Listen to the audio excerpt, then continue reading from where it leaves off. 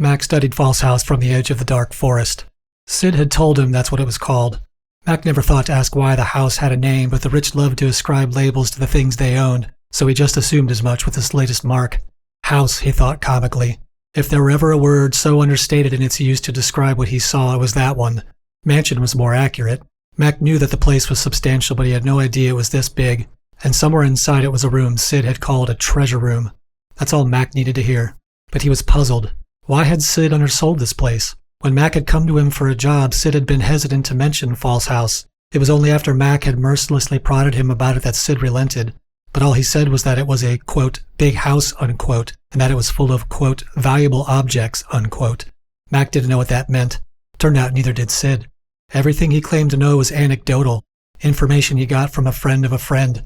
Mac didn't like that. Didn't trust it. First-hand accounts were always preferred for a job, but his cash had run dry and he was in no position to question origin stories. Still, one thing all the tall tales agreed on was that there was a room inside False House filled with rare and invaluable treasures, antiquities, and historical artifacts from dynasties past.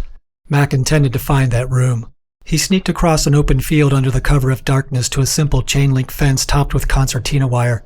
He regarded it curiously as he removed bolt cutters from his backpack. Chain-link, he thought?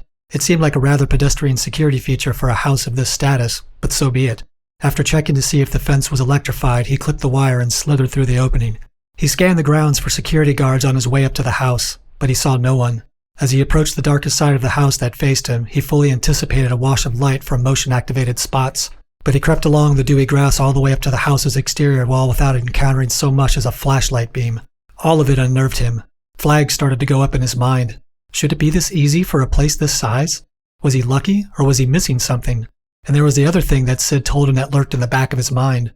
While there were plenty of stories about the riches that lay inside False House, there were precious few about anyone who succeeded in proving it. In other words, Sid had told Mac, people went in, but they didn't come out. Or if they did, he didn't know what happened to them. Sid knew no one who had fenced items from the place. Mac thought there were plenty of logical reasons that could explain this, but the house had earned a mythological reputation. Whatever the truth was, he didn't like it. He needed to stay vigilant. He sidled along the wall to a series of dark windows that hovered just above the ground. Basement, he thought. He kneeled and prepared to delicately drive his elbow through the glass, but caught himself and decided to give it a push instead. The window opened effortlessly. He crawled through the opening and dropped down into a dark room. He immediately spotted a thin line of light near the floor across the room. A door. He traversed the shadowy space and eased the door open, revealing a set of stairs. He followed the steps to the top until they spat him out into the largest kitchen he had ever seen.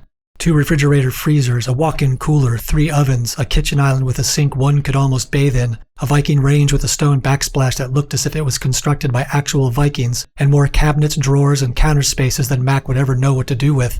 He gaped in awe as he moved through the space to a pair of double doors on the opposite side. He pushed through the doors and peeked into the next room, the dining room. He circumnavigated the 20-seat table and only briefly regarded the gaudily framed paintings that hung on the walls as he made his way over to a wide cased opening. He slinked along the wall and peered through the opening into the next room. His jaw nearly hit the floor.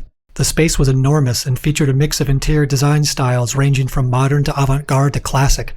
Unusual furniture populated the room and was surrounded by oddly patterned throw rugs, unique lamps, and light fixtures.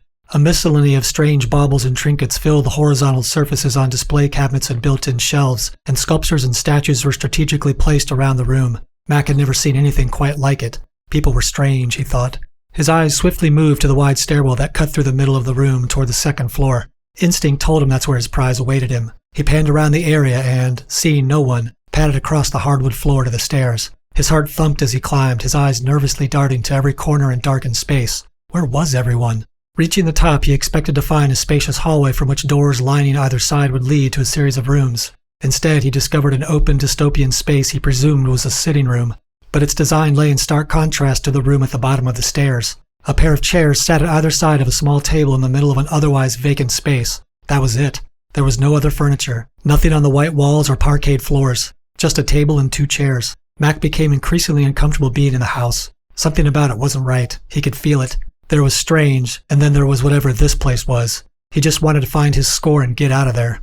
He trotted over to one of several hallways that spidered off the sitting room, carefully but rapidly poking his head into bizarre spaces and rooms that defied reason. There was a hobby room filled with models of machines Mac didn't recognize. Another room was packed only with dolls that had no eyes. A third was a bedroom, the mattress wrapped only in butcher's paper. Yet another was what appeared to be a meditation room, but bookending the yoga mat in the center were taxidermied polar bears raised up on their hind legs. Mac doubled back and tried the other hallways. With each new door, he not only anticipated running into someone, but he also discovered more and more inexplicable living spaces. He came closer and closer to abandoning his undertaking and leaving PHALSE House in his rear view. It wasn't until he ventured down the labyrinthine third hallway that he finally struck gold. The hallway made multiple turns before it dead-ended into a pair of heavy wooden doors. Mac felt certain that what he sought lay behind those doors, but he felt just as certain that they were locked. To his surprise, though, they opened automatically as he approached. Mac stepped into the room and smiled. Bingo. He passed his eyes over the abundance of valuables that sat behind glass, either in ornate cases or standalone displays. Museums had nothing on this room. More curiosities were mounted on the wall, including masks, jewelry, as well as obscure pottery, bones, and ceremonial artifacts from civilizations of the past. Mac stepped further into the room. Had he had the time, he would have gone through the items to determine what was worth taking. But time was a luxury he didn't have. He had been lucky so far, but luck always runs out. Flipping his backpack from his back, he unzipped the main pouch and began stuffing anything small and shiny into it. There were numerous gold objects and jewelry encrusted with what appeared to be precious stones. He snatched silver pieces and other metallic items that he felt were likely of value. He moved around the room with the efficiency of a trained thief until he found himself standing in front of a chest-high pedestal gazing at a plain wooden box beneath a simple glass cube. Mac regarded it suspiciously. He searched the pedestal for alarm sensors but couldn't see any. He studied the box. From his vantage point, it didn't look like anything special. The hinges and corner guards were made from a corroding metal, and the box was devoid of any decorative metals or jewels.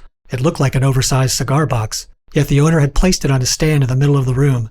To Mac, that meant it had value, even if he didn't know what it was. He lifted the glass cube from the pedestal and set it on the ground. Then he opened the box's lid. "Oh my God," he said, the sight of what lay inside thoroughly captivating him. Something moved in his peripheral vision. Mac snapped his head around to look but saw nothing. It didn't matter. It was time to go. He snatched the box from the pedestal and shoved it into the backpack, then charged into the hallway. He scurried along the corridor, trying to remember the pathway back to the stairs. A shadow flinched in a room to his left as he passed it, the movement only encouraging him to move faster.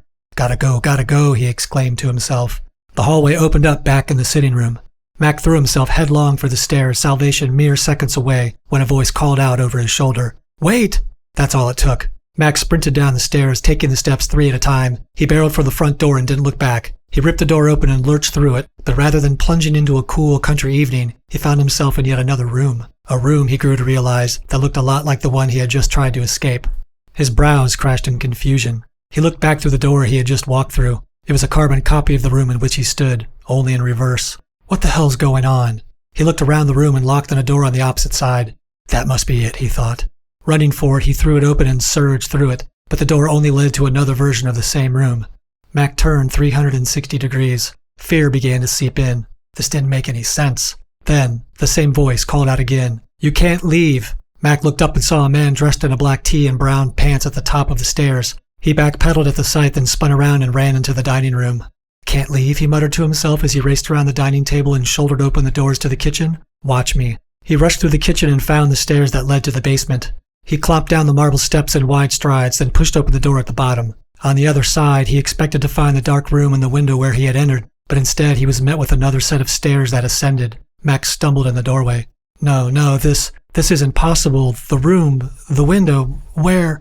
He ran up the new flight of stairs, real concern taking hold, but when he ended up back in the kitchen, that creeping sensation gave way to outright fear. He stumbled through the kitchen in a daze, trying to make sense of what was happening. He pushed through the double doors leading to the dining room, then froze. The man in the black tee stood on the opposite side of the table, but what chilled Mac's blood and sapped his flight response was the sight of the 7 other people seated at the table, all of whom stared knowingly at Mac. The man in the black tee said, "You can try to run again, but I promise you, there's nowhere to go." Mac looked over everyone at the table. "What does that mean? Who are you people?" The man smiled faintly. "Who are we?" Simple answer. "We're thieves. Just like you." Mac frowned. "What? You're all trying to hit this place at the same time as me?" The man chuckled. "Not exactly." "Then what are you all doing here together?" The man pulled out a chair and said, "While it's true that we're all here together now, I assure you, each of us arrived separately and unrelated to the others, each with the same goal as you, but now each of us has met the same fate." Mac furrowed his brows even deeper. "You're not making any sense. What in the hell are you he began to say. But as his question formed, something in his gut told him he already knew the answer.